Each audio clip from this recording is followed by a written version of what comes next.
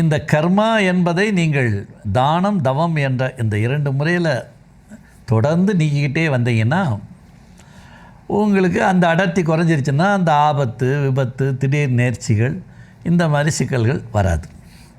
இல்லைன்னா இன்விசிபிள், அது மற்றதெல்லாம் பார்ட்லி விசிபிள். கடன்றது பார்ட்லி விசிபிள் தான். வறுமை முழுக்க தெரியாட்டியும் ஏதோ ஒரு வகையில் தெரிஞ்சிருக்கும். நோய் பார்ட்லி விசிபிள். பசி விசிபிள், முதல் துன்பம்.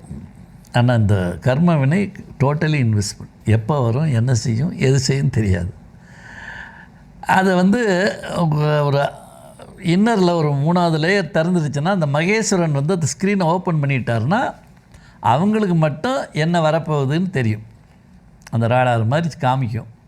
அவங்க அதுக்கு தகுந்தபடி குனிஞ்சு நம்ம லெஃப்ட்டு போய் ரைட்டு போய் சரி பண்ணிக்குவாங்க. அதுக்கு என்ன ஆக்ஷன் எடுக்கணும்